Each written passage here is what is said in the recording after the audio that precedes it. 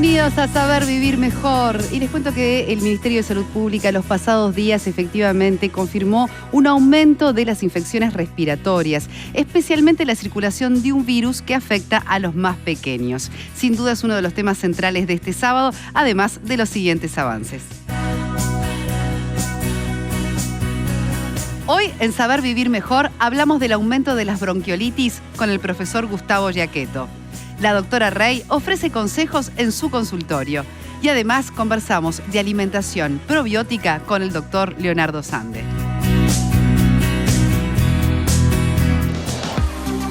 En Farmacia San Roque encontrás todas las maneras de vivir bien. sanroque.com.uy.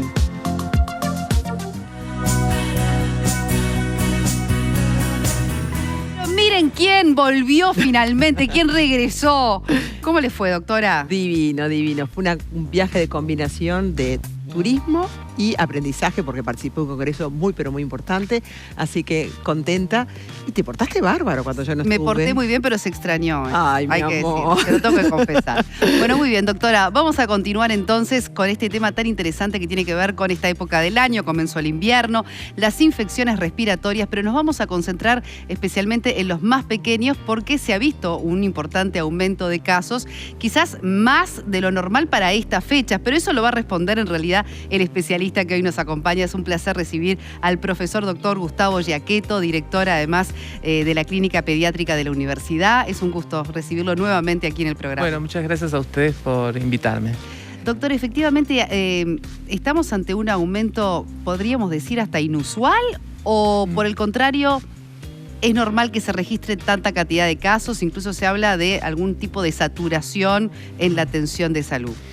Bueno, nosotros cada vez que empieza las épocas frías del año es esperable que empiece a circular el virus respiratorio sincicial, así se llama uno de los virus que tiene la peculiaridad de afectar a los niños más pequeños, especialmente los menores de 2 años, aunque también se puede ver a otras edades, incluso en adultos, pero los que más vulnerables a esta infección son los chicos más pequeños, ¿no? Lo que hemos observado después de la pandemia, ¿no? En esta etapa post-pandémica, quizá producto del aislamiento y de la reclusión de los chicos, ¿no? De las medidas, de la poca exposición y circulación. De todo, de la suspensión de los viajes, la suspensión de un montón de cosas, que los cuadros virales desaparecieron. Ahí está, tuvimos una época 2022, como de luna de miel sin virus, sin virus. Después cuando se empezó a retomar la actividad, bueno, hay una cuestión de empezar a ver circulación, incluso en etapas más tempranas. Nosotros estábamos mirando que para las semanas epidemiológicas, como medimos el ministerio, ¿no? Y se hace la vigilancia, antes veíamos por la semana 23 y acá ya empezamos a ver unas 4 semanas antes la circulación de virus respiratorio sincicial. El año pasado pasó lo mismo. Como vemos también cambios tan bruscos de clima, ¿no? Sí, bueno, es que un poco tiene que ver con esta cuestión que decíamos de baja circulación y después de la movilización, y que los chicos además no han podido desarrollar inmunidad no claro, en contacto. Exacto. Yo creo que se cambiaron, como cuando uno hace un estudio, acá se cambiaron muchas variables juntas. Entonces no sabes cuál es la que realmente determinó el cambio en esto. Sí hay un aumento de casos, y creo que más que el aumento de casos es fuera de época. Fuera de época. Antes de lo que se esperaba. Las vacaciones de julio era como un parate, que era cuando el pico era el máximo. Todavía estamos lejos de las vacaciones de julio y ya estamos con una situación similar a capaz a lo que vivía en julio. Estamos viviendo como el invierno anticipado. Exacto. Es decir, es interesante esto porque desde el punto de vista de la preparación del sistema de salud, generalmente se hace una planificación, ¿no? Para atender la contingencia del invierno. Los planes inviernos. Los planes inviernos con aumento de recursos humanos y materiales, reforzando áreas críticas, y no solo el CTI, sino también las áreas de urgencia y emergencia. Y se hace también una dotación de recursos diagnósticos, ¿no? Para poder... Y no se llegó a tiempo. Y bueno, a veces esto, en la gestión del sistema, hay que acostumbrarse a que esta cuestión, si se mantiene, hay que hacer una planificación previa. Doctor, usted hablaba de un virus sincicial. Sí. Que es el que está de mayor circulación y que sobre todo es el que más afecta a los chiquitos. En realidad, en este momento tenemos circulación bien importante de 2 virus. Uno es el virus de sincicial respiratorio y el otro es el virus de la influenza, ¿no? Que es el virus de la la gripe. Claro, de la gripe. ¿No ya de COVID no hablamos más? Bueno, no es que no hablemos, en realidad hay COVID, me parece tiene un comportamiento más, pero más benigno incluso, y claro, más y benigno. Proporcionalmente los casos con respecto a estos otros dos virus, yo diría son virus respiratorio sincicial a la cabeza, le sigue influenza su subtipo A, digamos, sí. Y después el influenza B y después viene COVID y otros virus, COVID, ¿no? Que ya ni siquiera se testea. Que están ya sabemos que no se testea más y que ya no. Ahora, ¿cuál es la situación de estos virus, ¿no? De la gripe y del sincicial? ¿Qué complicaciones? ¿Qué tratamiento? Porque ahí está después la preocupación de las madres, de los padres que empiezan a notar la sintomatología en sus chiquitos. Bueno, aquí tienen que estar atentos. El virus al respiratorio médico? sincicial genera una infección respiratoria que comienza siendo en general una infección respiratoria alta, como un resfrío, ¿no, verdad?, de las vías respiratorias superiores, pero en los niños pequeños es muy frecuente que se transforme luego en una infección respiratoria baja que afecta la vía aérea inferior, los bronquiolos, ¿no, verdad?, y genera un cuadro de dificultad respiratoria, con obstrucción por secreciones, a veces un poco de broncoespasmo también, que en general ese cuadro es muy típico porque lo conocemos todos los pediatras, se llama bronquiolitis, ¿no, verdad? Y esos episodios generan dificultad respiratoria, a veces problemas de oxigenación, y es lo que a veces requiere la hospitalización y a veces el ingreso a unidades de terapia intensiva, ¿no? Siempre digo, son bronquios que están inflamados, los niños no pueden toser, no pueden sacar las flemas, se llenan de flemas, se obstruyen los bronquios, hacen como si fuera ese cuadro asmático y es lo que determina ese ingreso. Estamos viendo bien en gráfico la situación que genera, ¿no? Habría que acordarse que los niños pequeños tienen varias características que los diferencian de los adultos e incluso de los niños más grandes. Por ejemplo, no saben respirar por la nariz, por lo tanto por la boca, por lo tanto la obstrucción de la vía aérea superior es como taparle toda la vía aérea, es caótico. Ahora, doctor, hay cosas, entonces ahí, porque si hablamos de virus, no estamos hablando de la receta de un antibiótico. No, en principio no. Sí, de un tratamiento, ¿no? Bueno, el tema de estas infecciones virales es que la enorme mayoría de ellas, voy a hablar de virus respiratorio sincicial, no tiene un tratamiento específico, ¿no? Hay que esperar que es un cuadro autolimitado y que se cure. ¿Y que dura cuántos días, Gustavo? Y bueno, los cuadros agudos, nosotros decimos que más o menos en los primeros 48, 72 horas es el acmé de la enfermedad, donde ahí pueden pasar dos cosas, o se evoluciona hacia la peoría, ¿no? En un cuadro que puede llevar una semana, a veces 2 semanas, ¿no, verdad? O a veces queda como un cuadro respiratorio alto y nada más. ¿No? O sea que estamos hablando de cuadros que varían dependiendo de si la topografía de la infección es alta o es baja, claro, entre unos pocos días. Lo que alta decía, cuando es, digamos, de la garganta para arriba. Ahí está, exactamente. Y baja, para hablar en criollo, es cuando ya afecta los bronquios, que es cuando tenemos este tema del oxígeno y demás, que ya es mucho más preocupante. Que es más importante, exactamente. Nosotros siempre le decimos a los papás que, bueno, en principio tienen que vigilar, obviamente, si tienen temperatura elevada, porque bueno, la temperatura... ¿La fiebre es característica? No es característica. Hay algunos virus que dan más fiebres que otros. Gripe es un virus que da mucha fiebre. Adenovirus es otro que da fiebre, pero bueno, a veces virus respiratorio sincicial da fiebre. No es el elemento más marcador. Lo que sí son las secreciones, las abundantes secreciones, la tos, ¿no, verdad? Y después lo que hay que estar atento básicamente es a la dificultad respiratoria. O sea, si respira agitado, a veces lo que nosotros llamamos tiraje, se le hunde la piel entre las costillitas o debajo en la parte de la unión del tórax con el abdomen. Esos son tirajes, elementos que traducen trabajo respiratorio. Y bueno, con eso los chicos apetito, no se alimentan. Nosotros siempre insistimos mucho y decimos, bueno, los niños siempre que están enfermos se alimentan menos. El elemento de gravedad es cuando no se alimentan nada o rechazan todo tipo de líquidos y no pueden ni beber. Esos son elementos realmente de gravedad y de seriedad para consultar, ¿no, verdad? Entonces, esos son los elementos que orientan a que puede tener una enfermedad grave. Doctor, frente a ese tema de la respiración y demás, es muy importante que sea visto por un médico, ¿verdad? Para que pueda dar un diagnóstico, un tratamiento. El tratamiento generalmente va a consistir Bueno, en realidad nosotros hacemos todo un tratamiento que es de sostén, decimos, ¿no? O sea, hay que alimentarlo en forma fraccionada, ofrecer líquidos, ¿no, verdad? Y desobstruir las vías aéreas, ¿no?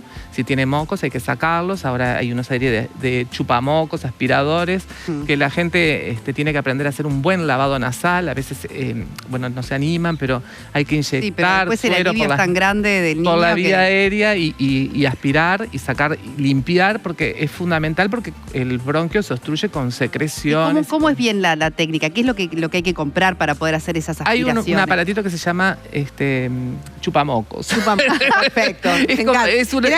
No es la perita, ¿no? No es la perita. No es la perita. Ya está como de modelo. Y lo que pasa es que la perita tiene una dimensión que hace imposible generar una buena irrigación de la vía aérea y una buena aspiración. Claro. En cambio, el chupamoco permite un lavado mejor, la introducción. Es como más largo, es más larga. Es más largo, uno debe hacer un lavado con suero fisiológico abundante por narinas y después aspira. O sea, el papá con la boca, la mamá con la boca, como si fuera una bombilla, aspira desde la narina sin problema, bebé. Porque no le va a pasar. Hemos vivido. No le va a pasar nada. No le va a pasar. No le va a pasar, no llega el moco hasta la. Aclaro cosas. Bueno, esa es una medida que nosotros hacemos bastante, por supuesto, la posición, etcétera, y después a veces ensayamos broncodilatadores, ¿no? Claro, ¿verdad? Exacto. Que son los disparos, salbutamol, que a veces responden y a veces hay chicos que no responden. Y bueno, en el peor de los casos, obviamente, vienen otras terapias que tienen que ver con esto de oxigenar, ¿no, verdad? Por distintos métodos, ¿no, verdad? Dos cosas. Bien. Con estos cuadros que vemos, como reiterado, tuvo bronquiolitis, volvió a caer enfermo. ¿Es común que se puedan tener el virus incisional respiratorio y estar en el proceso de recuperación y tener la influenza o tener otro virus? Es muy buena la pregunta, porque eso hasta en las discusiones clínicas tenemos esos problemas. Bueno, en realidad reinfecciones por virus respiratorio sincicial existen, porque hay distintas serotipos o serogrupos que circulan anualmente, ¿no? Por eso es tan difícil hacer una vacuna. Exacto. Y bueno, han habido complicaciones con el desarrollo de la vacuna y por lo tanto no tenemos estrategias de prevención eficaces, ¿no?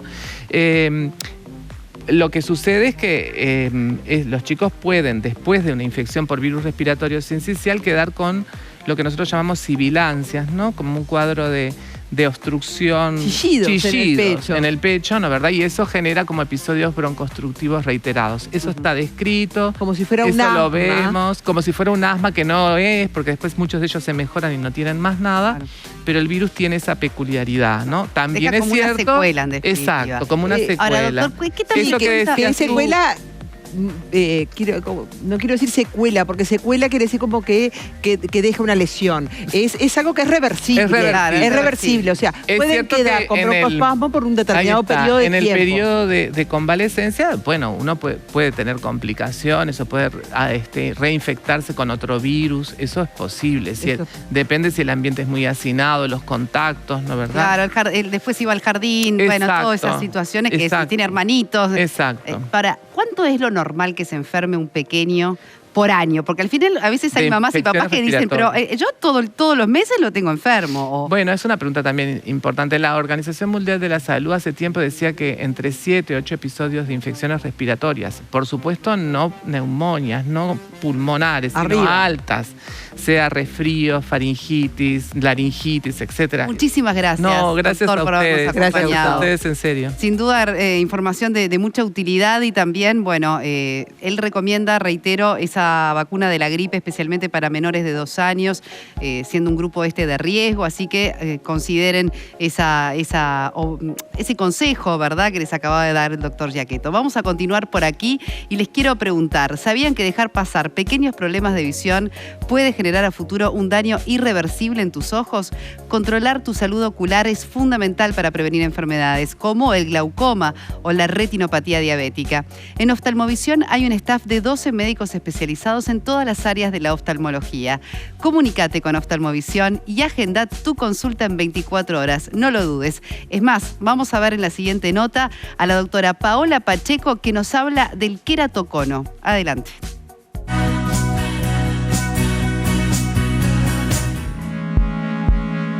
Hoy les voy a hablar de queratocono. Queratocono es una patología muy frecuente en el departamento de córnea y oftalmovisión y es una enfermedad que compromete la parte anterior del ojo, que es como una cúpula transparente y esférica que todos tenemos. Existen dos lentes en el ojo, el anterior es la córnea, el segundo es el cristalino.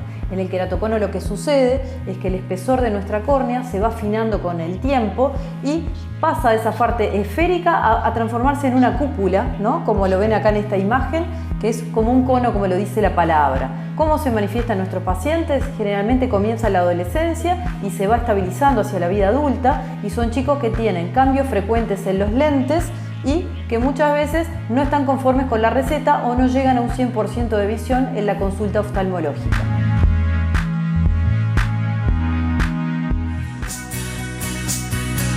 Presenta Pronocal Nestlé Health Science. Perdé peso de forma rápida, segura y avalada por la ciencia.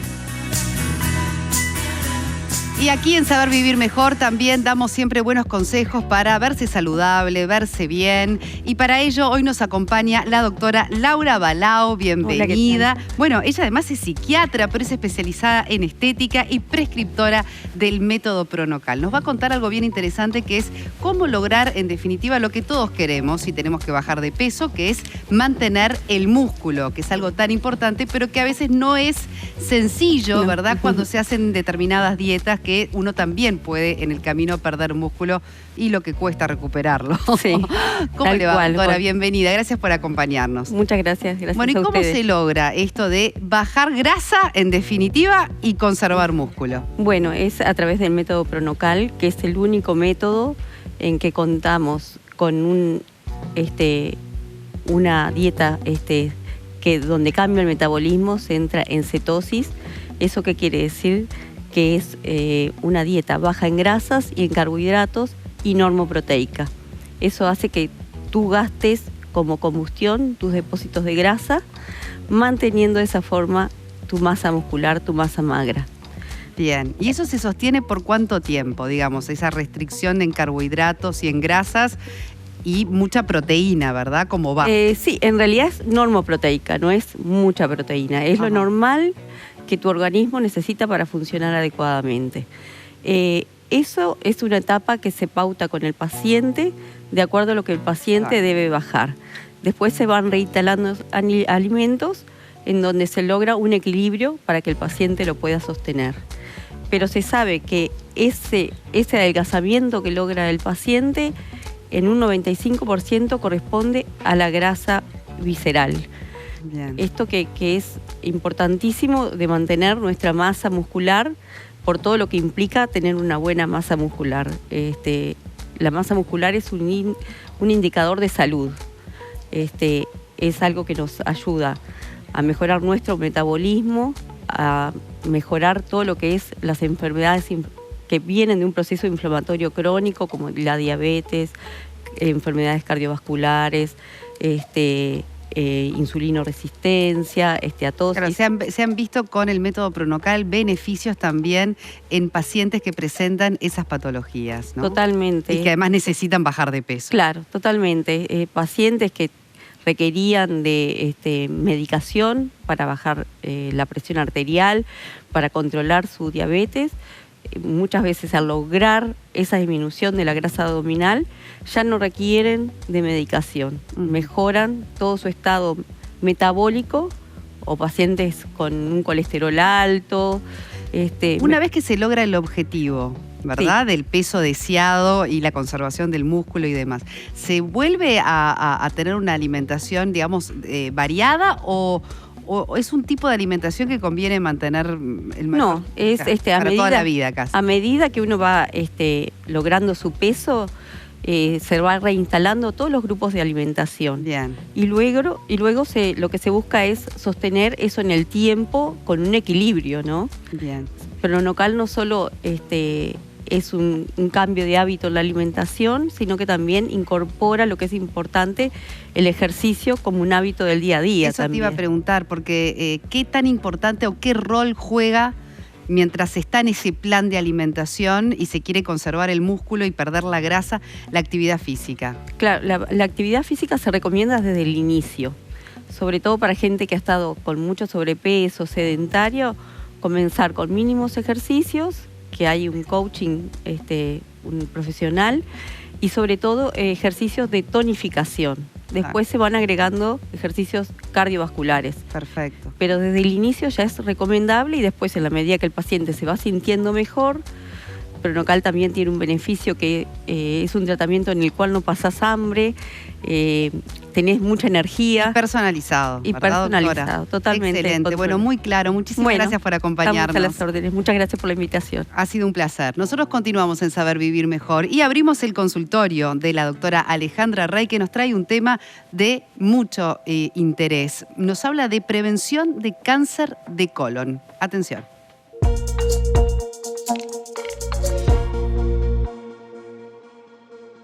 ¿Debemos hacernos estudios para descartar el cáncer de colon?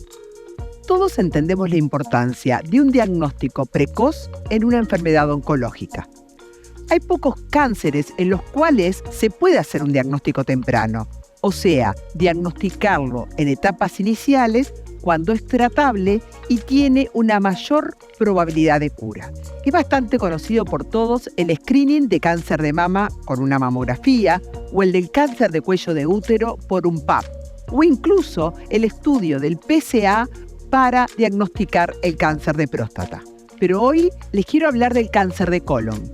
El cáncer de colon se puede curar en el 90% de los casos si se consigue diagnosticar en fases tempranas de la enfermedad, por lo que la prevención es el arma más potente para luchar con esta enfermedad. La manera más eficaz de reducir el riesgo de cáncer de colon es hacerse pruebas periódicas de detección que están recomendadas a partir de los 45 años. Actualmente hay 3 pruebas que sirven para descartar lesiones premalignas o el cáncer colorectal que aún no se ha manifestado, que son la detección de sangre oculta en materias fecales, la sigmoidoscopía, que es un examen visual que llega hasta el sigmoides y no cubre el colon, y la fibrocolonoscopía, que examina el colon y el recto en toda su extensión. ¿Quiénes deben estudiarse y con qué frecuencia? Las personas que no tienen antecedentes personales ni familiares de cáncer o pólipo deben empezar a los 45 años con cualquiera de estos 3 estudios mencionados. Lo que cambia es la frecuencia con cual nos debemos hacer los estudios. Si optamos por sangre oculta en materias fecales, esto deberá repetirse anualmente o en forma bianual. La sigmoidoscopía se deberá hacer controles cada 5 años y si nos controlamos con fibrocolonoscopía cada 10 años. En las personas con antecedentes familiares de primer grado, ya sea padre, hermano, hijo, con cáncer o pólipos, los estudios se recomiendan que empiecen a una edad más temprana y se van a hacer de forma más frecuente. El mensaje que queremos transmitir hoy es que si tenés más de 45 años, debes comenzar a realizarte estudios para la detección temprana y prevención de esta enfermedad. El cáncer de colon es una enfermedad grave, pero con una detección temprana es altamente tratable y las posibilidades de curación son mucho mayores. Informate y no pospongas las pruebas. Tómate el tiempo para cuidarte y prevenir. Como siempre, muy clara la doctora Rey. Y quiero hacerles una recomendación. Con Farmacia San Roque vivís bien, vivís como más te gusta, porque con su programa de puntos accedes a descuentos exclusivos y además sumas puntos que puedes usar como forma de pago. Acordate que cada punto vale $1. Adherite ahora en tarjetasanroque.com.uy y comenzá a disfrutar de los beneficios. Farmacia San Roque, viví bien. En Farmacia San Roque encontrás todas las maneras de vivir bien. sanroque.com.uy. Y como siempre, el placer de recibir a Alfredo Aguilera de Laboratorio Apifarma. Muy bienvenido. ¿Cómo estás, Alfredo? Muchas gracias. Buenas tardes. Estamos acostumbrados a hablar de los beneficios, ¿verdad?, del veneno de abejas, que tiene que ver con todo el desarrollo de los productos Apitox, pero hemos hablado mucho de el alivio de dolores en distintas expresiones. esta vez vamos a hablar de otro aspecto, donde también se han visto beneficios del uso de estos productos, que es en el asma, ¿verdad? Contanos un poquito, Alfredo. Sí, en este momento además que estamos con tanta... Con este invierno maravilloso. Exacto, sí.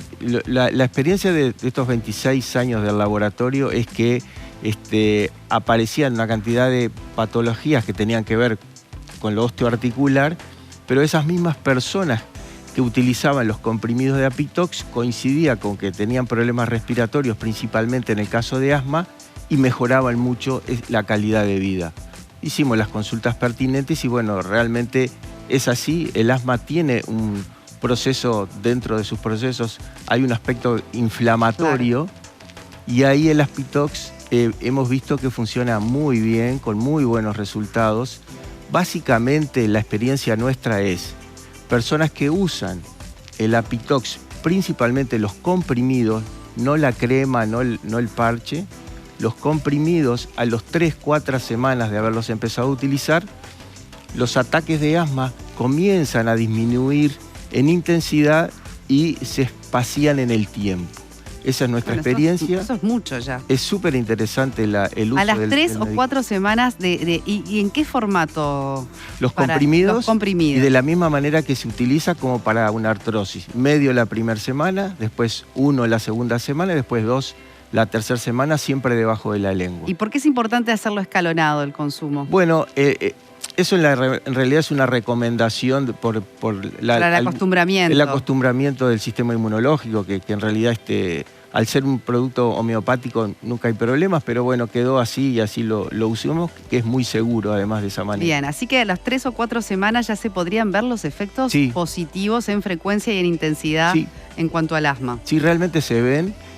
La gente mejora mucho la calidad. Inclusive recuerdo casos donde lograban dejar el uso de inhaladores o se hacía muy infrecuente el uso de personas que realmente los estaban utilizando con mucha frecuencia. O sea que en realidad es muy positivo el uso del producto, independientemente de que sigan con los tratamientos tradicionales, diríamos, ¿no? Bien, esto podría ser una complementación. Sí, sin duda, y realmente mejora mucho la calidad de vida y principalmente, bueno, esa posibilidad de respirar mejor, de estar mejor. Sin duda, siempre el alivio ante cualquier inflamación, dolor o enfermedad es de gran importancia. Ha sido un placer, Alfredo. Muchísimas gracias por esta recomendación que, bueno, en este caso en el asma también tendría efectos muy positivos.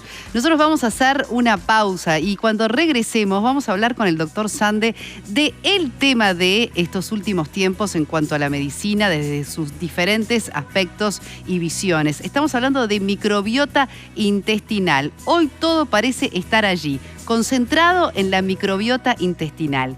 ¿Qué es y qué sería una alimentación basada en probióticos? Muy interesante, no se lo pierdan, después de la pausa.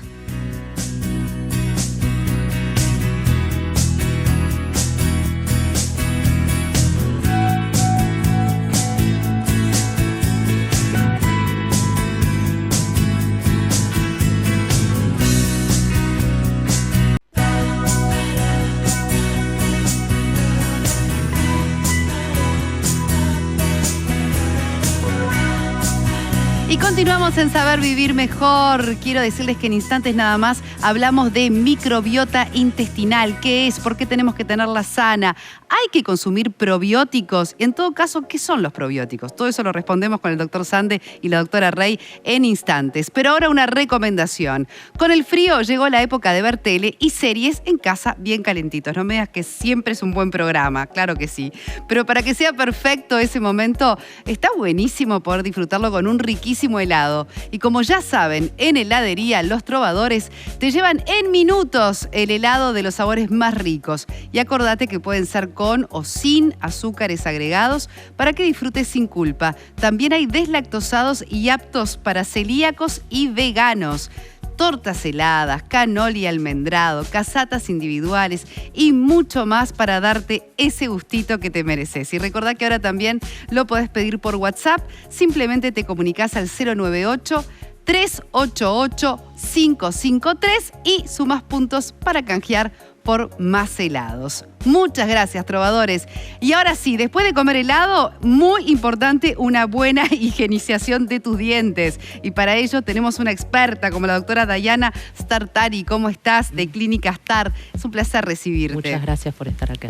Gracias. Ya hablamos la otra vez sobre cómo higienizar bien la boca, ¿verdad? Y incluso cosas que ni yo sabía a esta altura de mi vida de cómo hacer un buen cepillado. Pero hoy lo vamos a enfocar en otro aspecto muy, muy, muy interesante y no demasiado difundido, que es qué pasa cuando tenés brackets o aparatos removibles, cómo higienizarlos también de la mejor forma. Dayana, te escuchamos atentamente. Bueno, muchas gracias. Primero que nada, vamos a recomendar en lo posible tener un cepillo de ortodoncia. ¿Cuál es la diferencia con el cepillo convencional? Que tiene las cerdas de afuera más elevadas y las del centro las tiene más chatitas, más bajitas. Así que un cepillo para empezar especial cuando se trata eso de sería aparatos. Lo ideal. Sí, eso sería lo ideal. Bien. ¿Por qué? Porque un cepillo convencional, la idea es que al tener la diferencia de altura de las cerdas, va a permitir higienizar bien el bracket. Entonces, la idea es, va a cambiar un poquito la técnica también del cepillado. Nosotros convencionalmente hacemos barrido, acá vamos a hacer movimientos circulares, también empezando de arriba, movimientos circulares, tratando de abrazar el bracket para poder higienizarlo bien. Y también de abajo. Vamos a... Bien. Se ve bien, ¿verdad? Sí. Ahí está, lo pueden ver bien ahí. Perfecto. La idea es esa, hacer movimientos circulares para tratar de higienizar bien la superficie dentaria y la superficie del bracket. Algo también que necesitamos, yo acá traje dos tipos de cepillos. Se ve bien la diferencia de los cepillos, ¿no? Para que la gente ahí está, levantalo un poquito y mostrarlo bien. Uno tiene entonces el centro hundido y las cerdas de exteriores más altas y el resto es, después están los comunes, pero ese es el especial para higienizar aparatos. Este sería lo ideal que tendríamos que tener. Perfecto. Luego también lo importante es tener los cepillos interdentarios. ¿Por qué? Porque estos cepillos van a eliminar los alimentos de forma grosera, pero abajo, de entre el arco y la bracket y en los costados, va a quedar restos de alimento. Entonces, con estos cepillitos interdentarios que tenemos de diferentes tamaños. Estos son angulados, pueden ser así angulados, también tenemos rectos. Eso es de acuerdo a la motricidad y a cómo le quede cómodo al paciente, en realidad. Pero ¿Y eso en cada higienización es importante usar ese tipo de elementos? Sí, las dos cosas.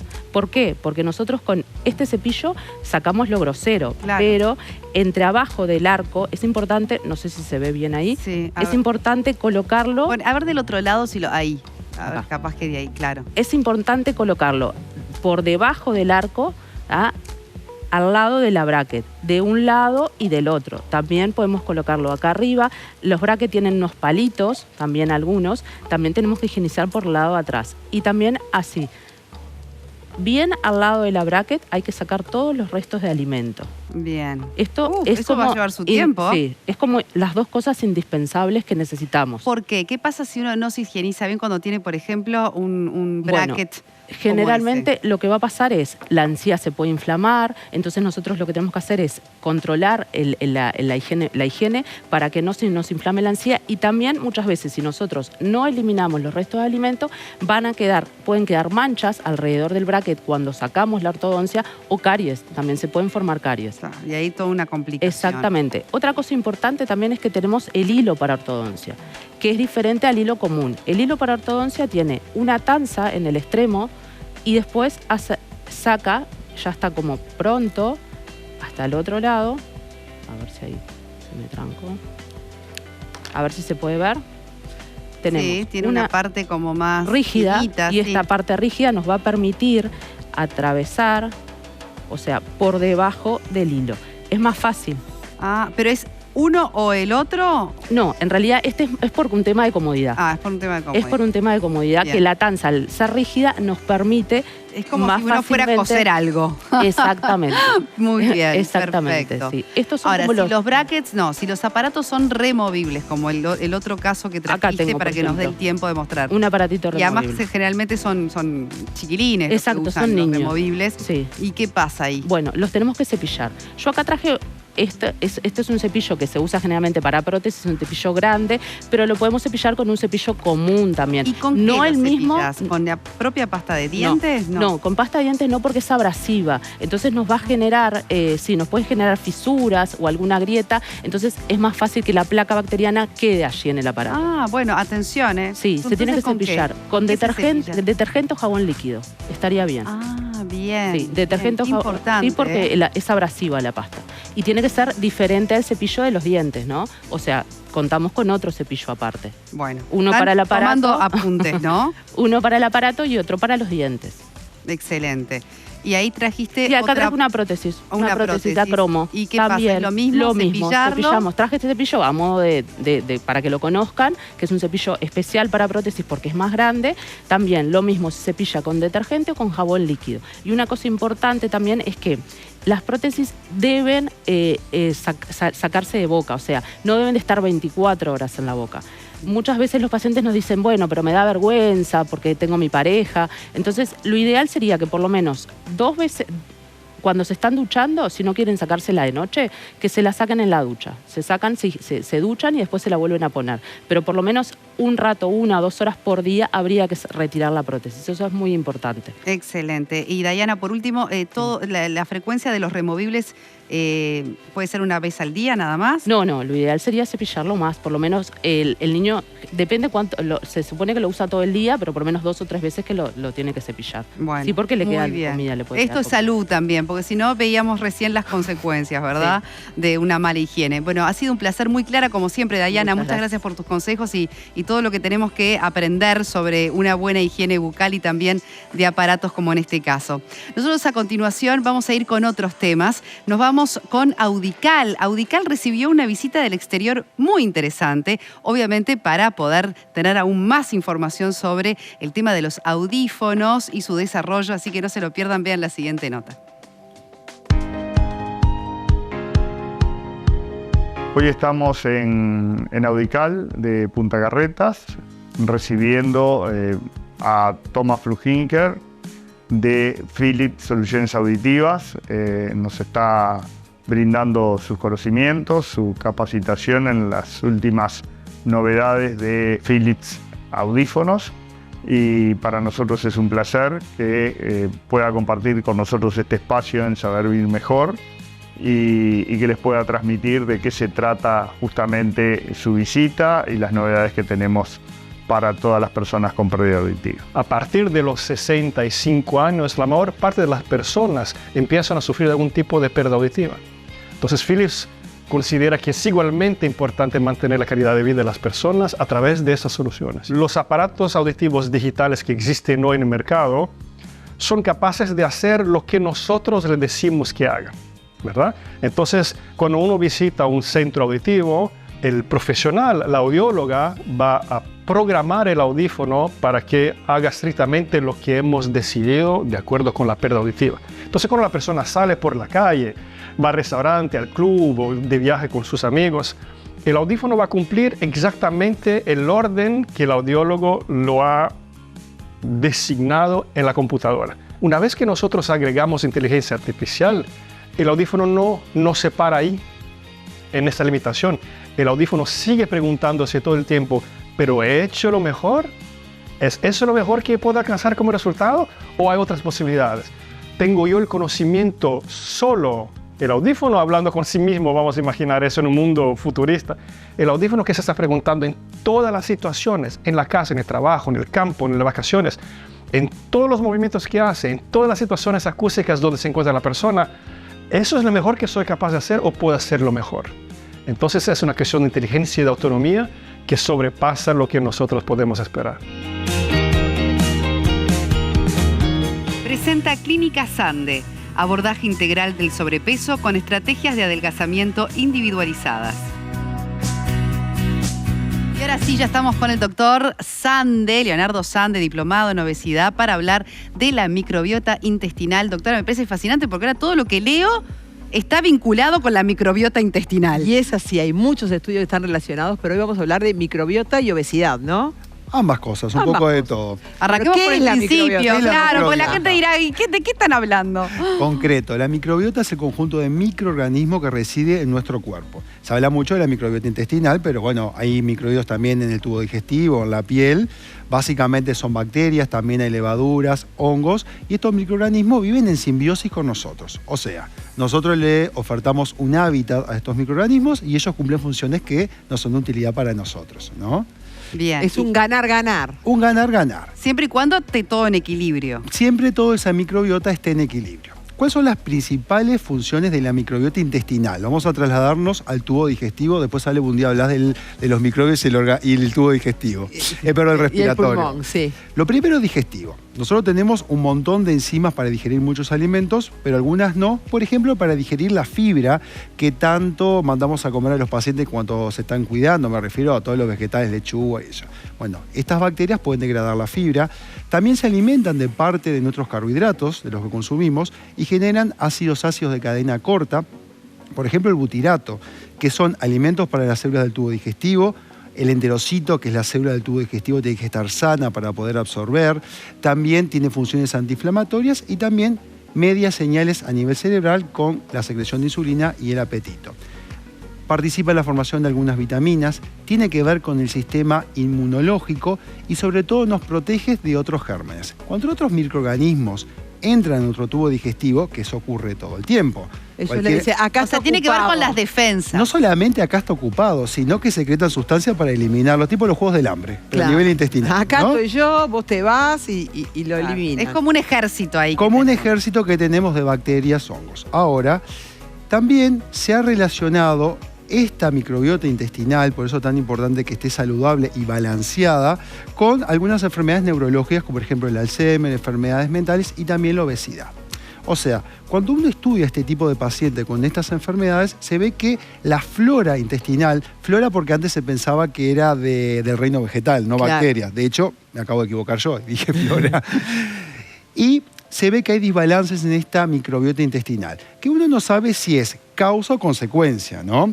Porque, bueno, es verdad que los pacientes con obesidad, nosotros las bacterias básicamente son gram positivas y gram negativas. Eso es, los médicos tenemos claro, teñimos, unas se tiñen y otras que no. Las que se tiñen le decimos bacterias gram positivas y las otras gram negativas. Nuestra microbiota básicamente son bacterias gram negativas y pocas gram positivas. En las pacientes que tienen cierto grado de obesidad se ve una inversión de esta flora. Hay muchos gram positivos como Firmicutes y pocos gram negativos. Entonces sabemos que esta microbiota tiene que ver con la secreción de insulina y siempre que las cosas tienen que ver con la secreción de insulina, tiene que ver a nivel del sistema nervioso central con el nivel de saciedad. Y por eso esa relación entre la obesidad y la microbiota. Ahora lo que falta descubrir es, ¿será que esta inversión de la microbiota es causa y apoya y genera obesidad o que las personas con obesidad tienen una microbiota alterada quizás por la alimentación que tengan? Claro. Le digo, ¿cuál es el huevo y la gallina, no? Claro, le digo para que nos hagan como Pero corriendo. acá la pregunta del millón en el tiempo que tenemos. ¿Se puede hacer algo para tener una microbiota lo más sana? Sin duda. O esperable o equilibrada posible. ¿Y qué es lo que se puede hacer? Voy concreto con esto. Con lo que decía anterior, para que nos hagan buscando probióticos como locos. Bueno, ahí está, porque además estamos en la onda del probiótico y todo. Ahora buscamos yogures con probiótico, esto con probiótico. Los probióticos, ¿qué son? Son bacterias que si uno los consume, comenzarían a ser parte del microbioma. Pero antes de introducir bacterias en nuestro organismo, hay que cuidar las bacterias que tenemos nosotros. Y lo primero es no consumir antibióticos por gusto. Las personas se ponen demandantes. Doctor, estoy resfriado. La mayoría de las infecciones virales, respiratorias son virales y no necesitan antibióticos. Y en esto Ale nos puede dar cátedra. Y cuando consumimos antibióticos, matamos nuestra microbiota. Claro, por eso hay que ser muy cauteloso, más en esta fecha más de invierno, en esta fecha. En la automedicación. Así no que presionen a sus médicos. Están bien entrenados ellos. Ay, la doctora Rey es una profesora. Después ofertarle comida a estas bacterias. ¿De qué se alimentan ellas? Como dije, de fibra. Entonces necesitamos una alimentación con frutas, verduras, adecuada hidratación, evitar hábitos tóxicos como el tabaco, el alcohol o reducirlo al mínimo y hacer ejercicio físico. Con esas cosas nuestra microbiota va a estar sana. Además, si podemos tener alguna enfermedad o por algún motivo nuestra microbiota se debilita, porque si tenemos una gastroenterocolitis, nuestra microbiota va a quedar débil, podemos darle probióticos. Ahí. Ahí. Cuando es necesario. Pero el ¿no? médico es el que te los tiene que dar. El médico te los no tiene voy a que la dar. farmacia ahora como loca a comprarme probióticos. Te lo tiene que dar el médico. Bien. Sobre todo en personas que tienen algún grado de inmunocompromiso, como VIH-Sida o están en quimioterapia, ojo, porque son bacterias. Hay algunos probióticos que se pueden dar, pero no consuman probióticos por su cuenta porque estamos introduciendo bacterias. Bien. Perfecto. Igual, hay alimentos que lo contienen. El más clásico, el yogur. Yo te decía. Pique con el yogur. Muchos yogures están pasteurizados, me matan las bacterias. Háganlo casero, hierven 1 litro de leche, ponen, el otro día tienen yogur y ese tiene más probióticos. Los encurtidos, ahí no el chucrut, Yo me quedé con la mitad. kombucha. Seguimos Bueno, nos en la tenemos. próxima. ¿Podés compartir en redes la receta del yogur casero? Porque Comparto en redes. nosotros tenemos que procesar. DR Leonardo Sande pasó la lista de los alimentos con probióticos y el yogur casero. Excelente. Así que síganlo en redes al doctor Sande. Bueno, Rey, nos tenemos que ir. Qué lindo, ¿Por qué se llama Rey si usted es la reina? Nos vamos, nos reencontramos el próximo sábado aquí, en el 10. El canal uruguayo.